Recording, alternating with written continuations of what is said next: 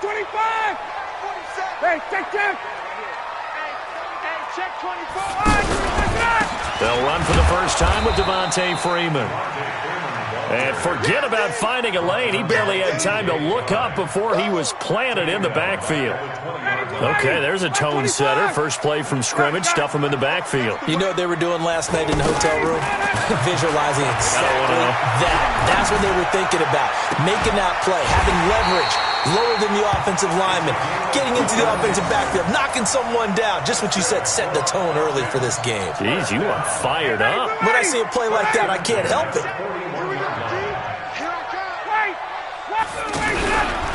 This is Freeman on 1st and 10. And the play goes nowhere. Losing yardage back near the 40 at the 39. A loss of 2 there. Second down. I know the scouting report on him is that he doesn't possess the eye discipline to be an elite linebacker. And what that means is his ability to read, react, and make a play. But on that one, he looked like one of those guys.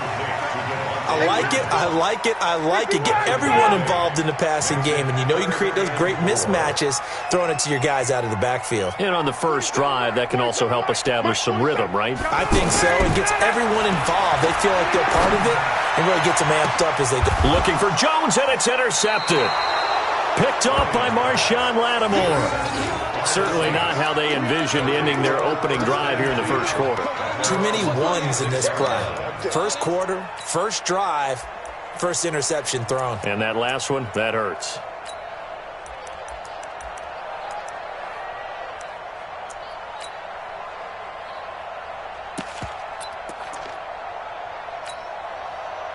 So Bree's going to lead the Saints up here, 1st and 10 at their 36-yard line. From nearby Norcross, Georgia, it's Alvin Kamara. And the hole closes quickly there. He gets maybe a couple up to the 38. They tried a quick hitter inside, but that one was swallowed up because what they're hoping, those big defensive linemen will take the bait and move laterally and open up a crease that they can run through. Didn't happen on that play. The last run good for 2. Here's 2nd and 8. Breeze leaves this one with Kamara. And he's dropped right at the 40. Gain of 3. Partner, we know today's NFL is really built around the guy throwing the football. But these short runs, they still pay dividends because they can take their toll on a defense and they can add up as the game goes along. You control the clock, you control the ball, and that way you often control the game. I got you, punk. Here we go. 5-9. Watching the grind. Hey, orbit. 55 is my guy, 55. Hey, easy. And that'll be accepted, of course, and that moves him back 5. Delay of game penalty. Ships him back 5 yards, makes it 3rd and 10. Working from the gun, it's Breeze. Steps, and he can't find a receiver, and he's brought down. Duke Riley in there to get him for a loss of 9 yards, and that also leads to 4th down. Here's Thomas Morstead on now to punt it away on 4th down.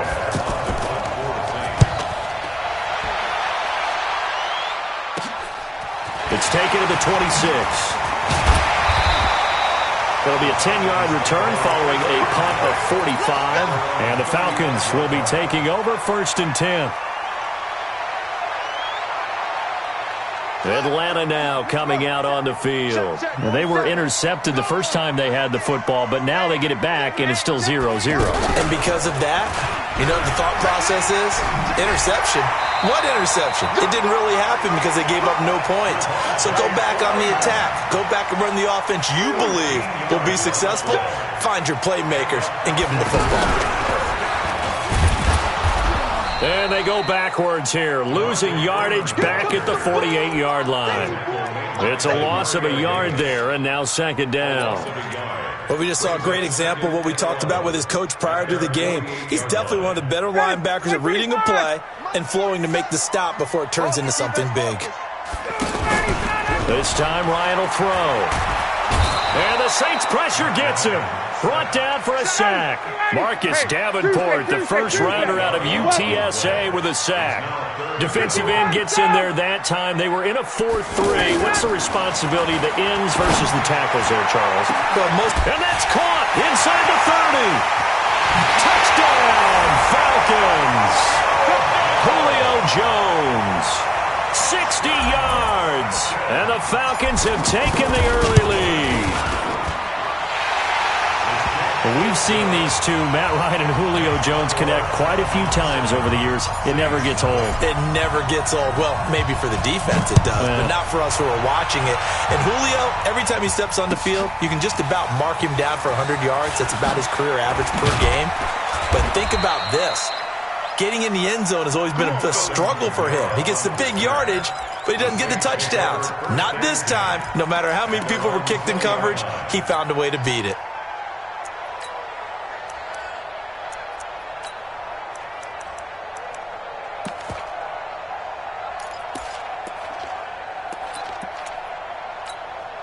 Back out onto the field now comes the New Orleans offense. And the last drive, the first drive for them, not very good. 3 and out. What do they go to here? Well, you don't look down at your play sheet and say, this is what the problem is. Yeah, let's find out who my playmakers are. Get the ball in their hands, and maybe the offense will move a little bit better. Sometimes it's more important to get it to the right people rather than dialing up the right number. Exactly. Or the right play, yeah. That too. Now on 2nd and 16. Breeze. And he goes down. It's a sack. They get him back at his own 3-yard line. Devondre Campbell flies in to blow that play up. After the sack, they'll come up now 3rd and long. Yeah, I wouldn't be surprised to see them run the ball here just to try and get some space. After 7-0 on EA Sports.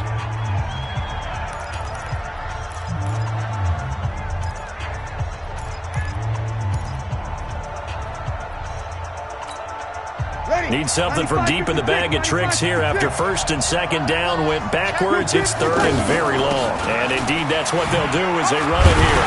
And they'll mark him down right around the 9, just shy of the 10. It'll be a gain of 5, and the punt team will now come out on 4th down. Well, the guys who are paid to make the tackles deserve some kudos there, but I think they deserve even bigger ones because in that situation, they had to be thinking pass. Loosened up defense, going to pass coverage. Instead, maybe they surprised them a little bit running the ball, yet they rallied to it and stopped them well short of a 1st down. A nice job on the return there, 16 yards. And the Falcons are set up well to begin their drive as it'll begin in enemy territory already.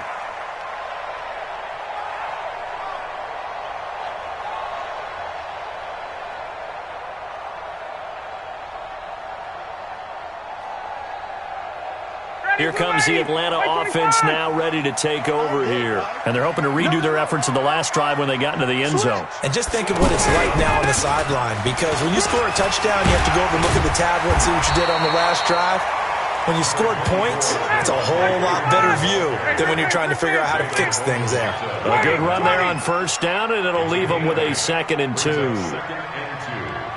the 34-yard line. You draw corkers. Sponge! No, wait! Check three. Switch it. 54, down! Hey, zoom! On 2nd and 2, Ryan. That is caught at the 7. Touchdown, Falcons! Calvin Ridley, 34 yards. And the Falcons will add on to their lead. Extra point up and good by Tavecchio. And that'll make the score 14-0. Now after the touchdown, it's Bosher to kick it away. That'll be taken in the end zone. And the decision to bring it out will cost him about 5 yards as he'll get this only back to the 20.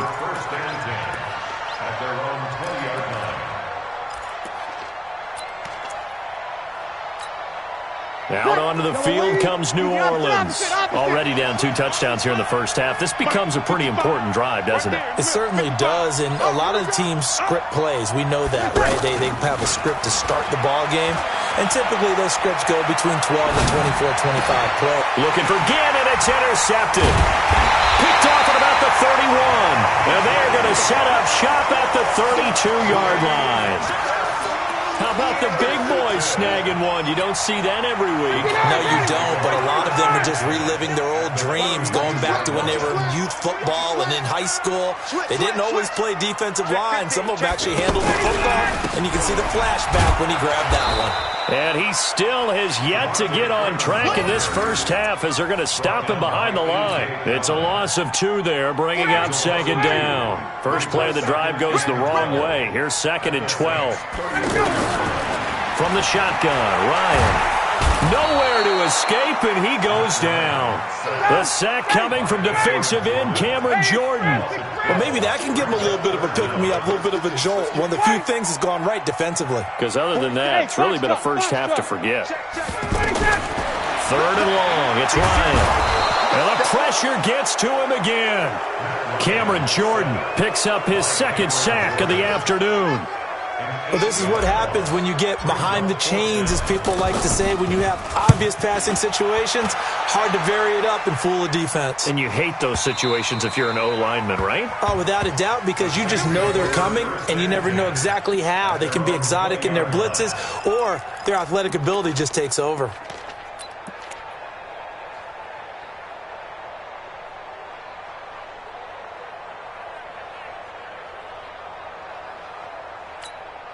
Back out onto the field now comes the New Orleans offense. And they're in a bind early here, down 14-0. Are you worried at this stage or still too early? You're worried. You're just trying not to transmit it to the rest of your team. You want to make sure that they stay positive. But at the same time, you're wondering, how are we going to move the football? What do we have on this play sheet that can work? Get back to basics is usually your answer. And make sure you find the guy who can move the ball fastest for you if you just get it in his hands. Yeah, still second quarter. You get points on the board here. I think you're feeling okay. On 2nd and 9, Breeze. He's got his all-pro receiver, Michael Thomas. 8 yards on the completion, but now they face 3rd down. Chill, kill. You're good, you're good. Come on, ready. Hey, wahoo. Breeze to throw on 3rd and 1. Looking to hit Matthews, but it's intercepted. Isaiah Oliver with the INT. And they will finally get to him, but a great return has set him up 1st and goal at the 5. Atlanta now coming out on the field. It's been a good first half so far. They're up 14-0. Points here, that could really put them in command before. And he will take it in for a Falcon touchdown. A 5-yard touchdown run. And the Falcons.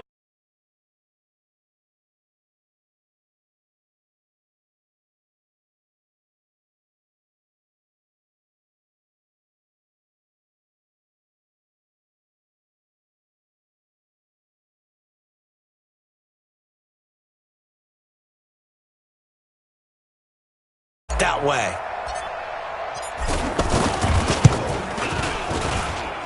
Tavecchio good on the extra point, and that makes the score 21-0.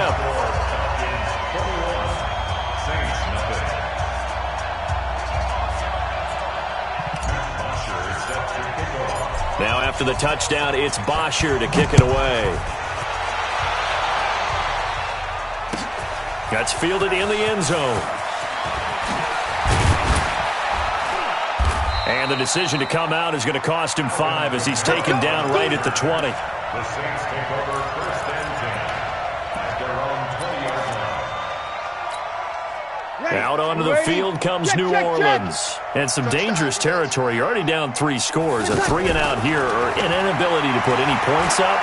This one might be over by half. Yeah, and what you also have to guard against is calling every play for a big shot downfield. You know, thinking you're going to get all these points back on one drive. You're not. And last time I looked, it's still the first half. I'm not saying you have ultimate patience here, but you also don't have to go ahead and force everything either. Breeze now. And Cook has it, left side. And he gets this up to the 34 out of bounds there. Well, they're unable to convert that into much, but it's never a bad idea to try to get the ball into a tight end of his caliber's hands and see what kind of disruption he can cause. That first down completion only netted him 3. 2nd and 7. 0-2. Hey, Delta. Check 45 to Mike. Watch the screen. Tonight. Breeze going to throw. Being chased out left. And he can't get rid of it. He's taken down. I'm starting to feel for that quarterback back there. I mean, you know me. Normally, don't have a lot of empathy for the QB, right? In this case, definitely he's been under constant duress this entire game. I don't know how he's surviving back there. And to think, there's still a long way to go in this football game. Now a shot taken on 3rd down, but it's going to wind up incomplete. I know he wants to get his team back in the game, but a 50-50 ball right there that maybe was a little questionable. Yeah, he's pretty lucky to get that one back. I think that sometimes these quarterbacks play with a lot of confidence that borders on arrogance, and that can put your team in some Dutch. Yeah, especially maybe want to look at some safer routes after the interception he had that ended their last drive. This is taken at the 15. And that's going to go in the books as a